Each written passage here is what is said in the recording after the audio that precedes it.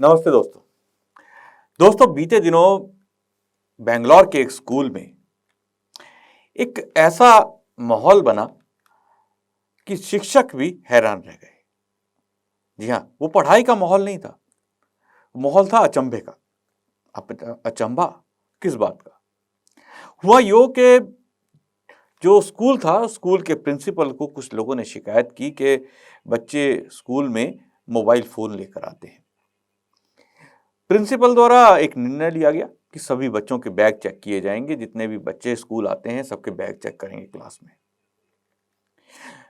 लेकिन जब bag check किए गए तो उनके पैरों तले जमीन खिसक गई। आखिर क्यों? जी हाँ, कई बच्चों के बैग से ऐसा सामान निकला जिसे देखकर वे हैरान रह गए। मीडिया रिपोर्ट्स के अनुसार प्रिंसिपल ने बताया कि बच्चों के बैग से शराब की बोतल, मोबाइल फोन और कई लड़कियों के बैग से कॉन्डम्स और आईपिल जैसी दवाइयां प्राप्त हुई, जिन्हें देखकर उनके होश उड़ गए कि आखिर हमारे देश की युवा पीढ़ी किस ओर जा रही है, स्कूली बच्चों के दिमाग में क्या चल रहा है। मुद्दा जरूरी में आप सभी का स्वागत है। आज हमारे साथ मौजूद हैं जाने माने समाज सेवी श्री अजय कालरा जी। अजय जी, आपका बहुत बहुत स्वागत है हमारे इस कार्यक्रम में। अजय जी, ये जो बेंगलोर की घटना घटी, स्कूल में छोटे छोटे बच्चे यानी 10वीं 12वीं 11वीं के जो बच्चे हैं, लड़के हैं लड़कियां हैं, उनके बैग से वो सामान मिलना जो किसी एडल्ट के बैग से मिलना तो शायद जायज़ हो सकता है, लेकिन छोटे छोटे बच्चे जिसमें आईपिल जैसी दवाइयाँ, कॉन्डम्स, शराब की बोतल, ये सब चीज़ें मिलना कितना एक तरह से हमारी पीढ़ी का पतन दर्शाता है। आपके इस पर क्या विचार हैं? ऐसा आजकल आम देखा जा रहा है। तो ये जो आपने अभी बात उठाई है, मैं कई बार आपके चैनल के माध्यम से बता चुका हूँ कि सबसे बड़ी आज जो स्थिति आज ये पैदा जो हुई है, वो क्यों हुई है, इसके कारण को हमें खोजना होगा। क्योंकि हमने छोटे छोटे बच्चों को, मैं मानता हूँ कि आज सोशल मीडिया बहुत एक्टिव है। हर बच्चे को हमने कोरोना काल के अंदर मोबाइल भी दे दिया, लैपटॉप भी दे दिया। इन चीजों के कुछ फायदे भी हो सकते हैं, नुकसान भी बहुत। मैं जहां तक सोचता हूँ नुकसान ज्यादा हुआ है, फायदे कम हुए हैं।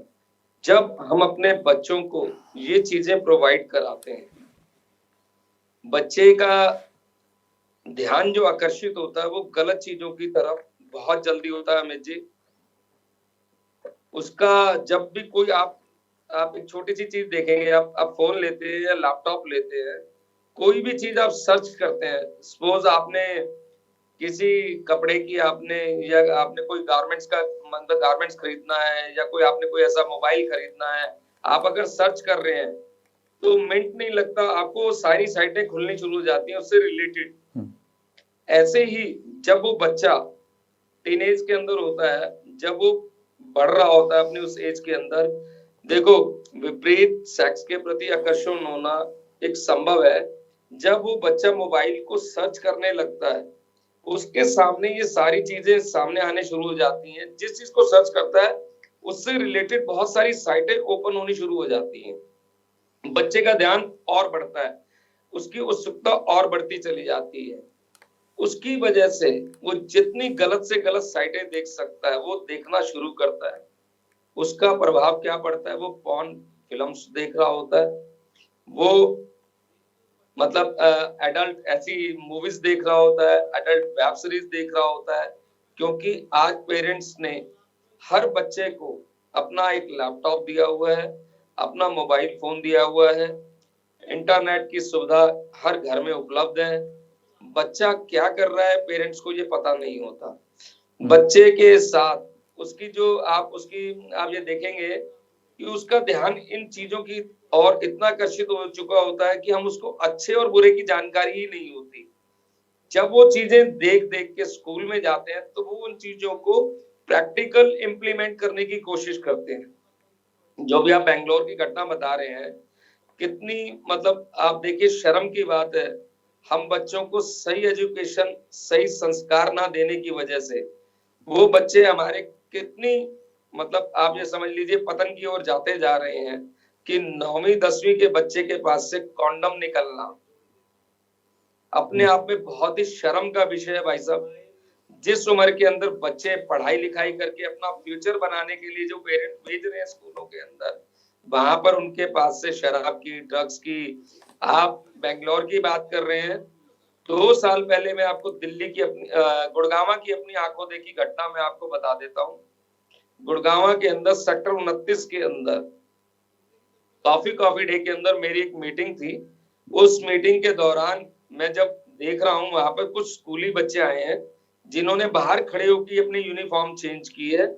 लड़कियां बाथरूम के अंदर गई हैं, नशे के अंदर धुत बैग में से उन्होंने अपनी यूनिफॉर्म चेंज की है और लड़का भी बाथरूम में जा रहा है, लड़की भी बाथरूम में जा रही है। गार्ड को किसी ने इशारा किया, मैं अपने आंखों देखी, मैंने भी उसको बोला कि ये देखिए आप ये क्या हो रहा है ये।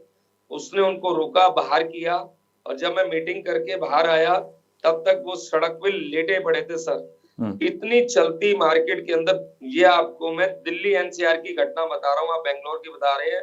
और मुश्किल से उनकी उम्र, मुश्किल से जो मैं जहां तक देख पा रहा हूँ 13-14 साल की उम्र की वो बच्चियां होंगी।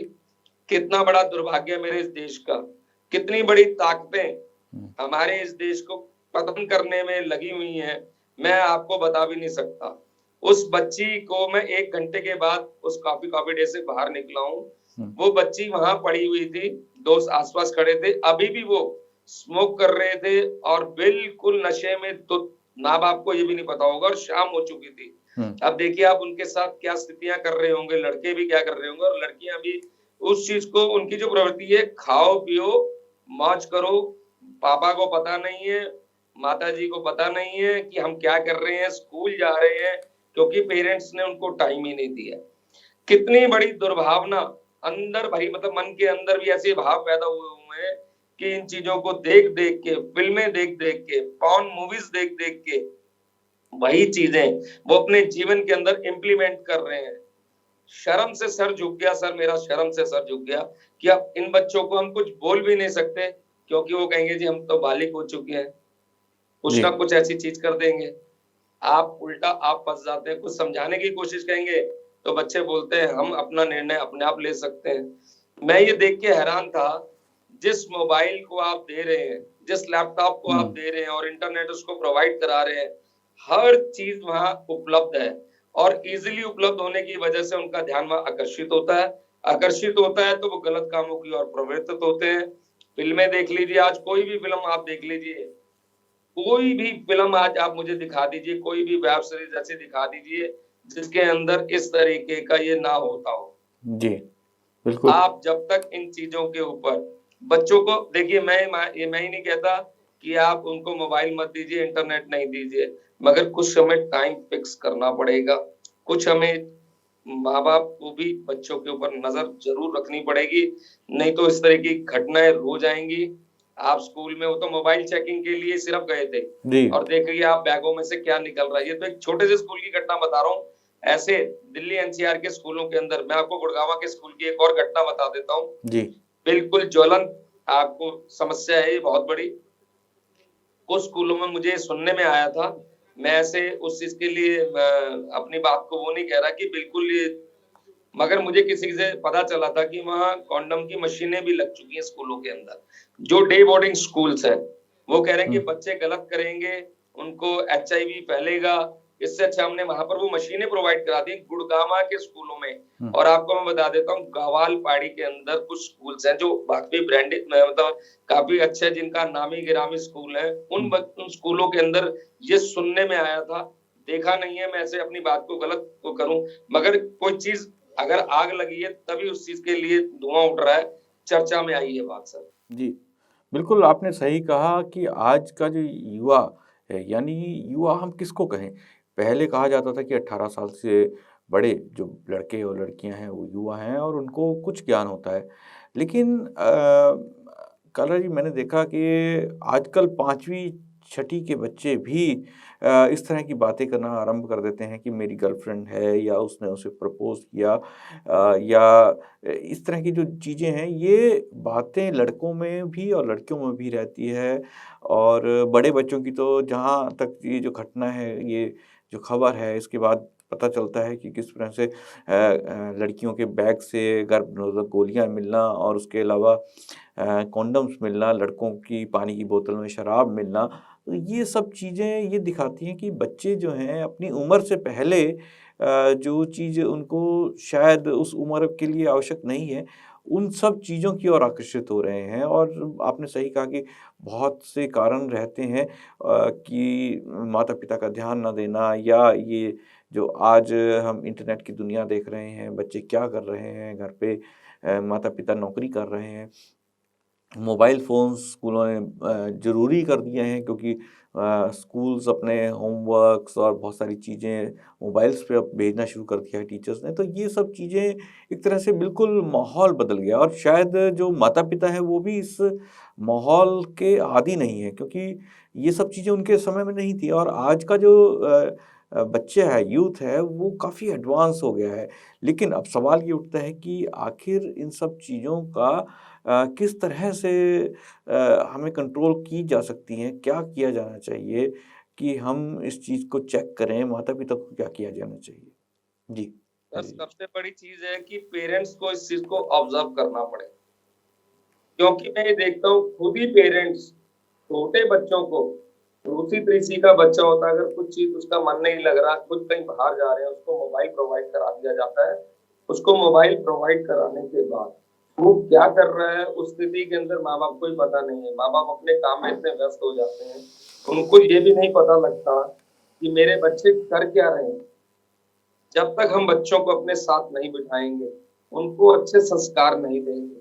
मैं बार-बार आपके चैनल के माध्यम से ही बात कहना चाहता हूँ कि जब तक हम अपने बच्चों को अच्छे संस्कार नहीं देंगे, हम ये उम्मीद नहीं कर सकते कि मेरा बच्चा सुधरेगा।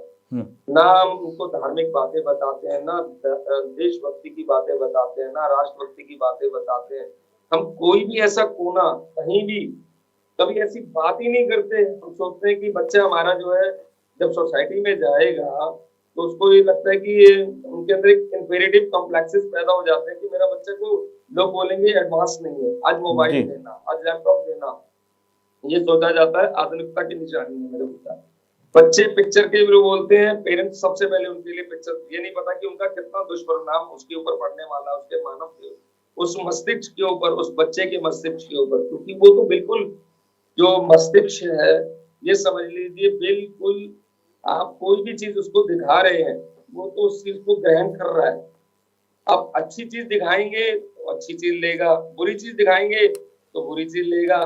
देखिए, बार-बार आपके यहाँ से एक चीज़ मैंने आपके चैनल के माध्यम से बोली है, जब जी। तक इसके अंदर पेरेंट्स इन्वॉल्व नहीं होंगे कि बेटा इन चीज़ों का ये दुष्परिणाम सामने आ सकता है। सारा-सारा दिन मैं आपको बता रहा हूँ, आज भी बच्चे स्कूल से आते हैं, अपने मोबाइल पे और लैपटॉप पे शुरू हो जाते हैं। सबसे बड़ी चीज़, क्योंकि बच्चे एक या दो हैं, उनको सेपरेट रूम मिले हुए हैं। उस सेपरेट रूम में वो क्या कर रहा है? हुँ। सबसे ज़रूरी चीज़ है कि पेरेंट्स को बच्चों के अपने साथ मोस्टली टाइम बच्चों के साथ स्पेंड करना चाहिए। मैं ये नहीं कहता कि आप काम नहीं करिए, मैं ये नहीं कहता कि आप अपना व्यवसाय नहीं करिए, आप अपनी जॉब नहीं करिए, मगर बच्चों के ऊपर नज़र रखना बहुत ज़रूरी है। हम उनको क्या चीज़ें दे रहे हैं, सोसाइटी में किस तरह के लोगों के साथ वो उठ रहा है, बैठ रहा है, उसका सर्कल कैसा है, इसके लिए कई बार ज़रूरत पड़े तो काउंसलर से भी मीटिंग करनी चाहिए सर। हुँ। मैं तो यहाँ समझता हूँ कि इसमें बच्चों का दोष कम, हम पेरेंट्स का दोष ज़्यादा है। मैं इसके अंदर अपने आप को भी करता हूँ कि समाज का मैं भी कारण हूँ।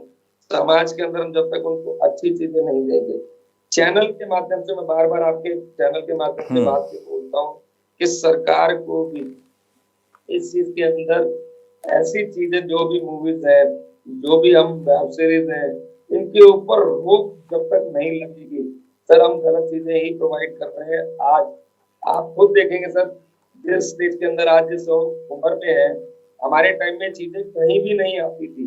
आज इतना ये प्रचलन बढ़ चुका है। देखिए, विपरीत सेक्स के प्रति आकर्षण होगा। ये एक साइंस का आप समझ लीजिए थ्योरी है, नियम है, जो भी आप समझ लीजिए। जी मगर इसके अंदर जब तक बच्चों को हम कंट्रोल में नहीं करेंगे, मैं ही नहीं कहता कि किसी चीज को दबाया जाए, उनको अच्छे तरीके से समझाएंगे कि ये आपके लिए अच्छा नहीं है, आपका फ्यूचर इससे बिल्कुल तबाह हो सकता है। देखिए शुरुआत कहाँ से होती है? शुरुआत होती है अमित जी मोबाइल में। मोबाइल बच्चे आपस में एक्सचेंज करते हैं। मैं कल अपने ऑफिस की घटना बता रहा हूँ, कल संडे की रात की। जी मेरे ऑफिस के बाहर एक बच्चा बैठा हुआ मोबाइल देख रहा था, उसने फेसबुक खोला और मैं देख रहा हूँ साथ में मेरा ड्राइवर खड़ा हुआ। मैंने कहा देखो ये अभी गलत चीजें खोल रहा है। मैंने उसको समझाया, बेटे क्या देख रहे हो? एकदम झेप गया वो। सारी उल्टी चीजें मोबाइल के अंदर वो फेसबुक पे उसने खोलनी शुरू की, वो खुद देख रहा है बैठ के वहीं पे। तो उसके ऊपर क्या प्रभाव पड़ेगा? क्यों नहीं रेप की घटनाएं बढ़ेंगी? जब ये चीजें देख देख के आदमी के अंदर उत्तेजना पैदा होगी, तो वो गलत कार्य भी करता चला जाएगा।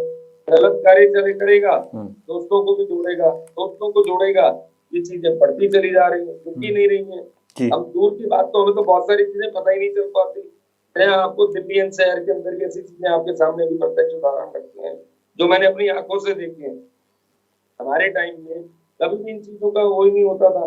देखो एक चीज तो ये है कि पेरेंट्स को रोक लगाना, दूसरा एक स्टेप गवर्नमेंट को लेना पड़ेगा या हम पेरेंट्स ले सकते हैं कि वो एजुकेशन के ऊपर बैन लगना चाहिए, जहां तक मैं समझता हूँ। क्यों? उसका बड़ा रीजन है, बच्चों का स्कूल लड़कों का अलग होना चाहिए, लड़कियों का अलग होना। मैं जहां तक समझता हूँ, कुछ लोग मुझे ये बोलेंगे कि दकियानुसी बातें हो रही हैं, अगर मैं एक सच्चाई के सामने आपके सामने रखना चाहता हूँ, क्योंकि आज आप हॉस्पिटल में चले जाइए, कितने लोग जैसे आपने बताया कि वो गर्भ निरोधक गोलियां भी उनके बैग से मिली हैं, वो प्रयोग की जा रही हैं। वो इसीलिए की जा रही है कि आपको केमिस्ट की दुकान से इजीली मिल जाती हैं। आपने रिलेशन बनाए, उसके बाद आपने गोली ले ली, दैट्स इट। मगर हम क्या समाज को दे रहे हैं? बिल्कुल ही पतन की ओर जाते जा रहे हैं।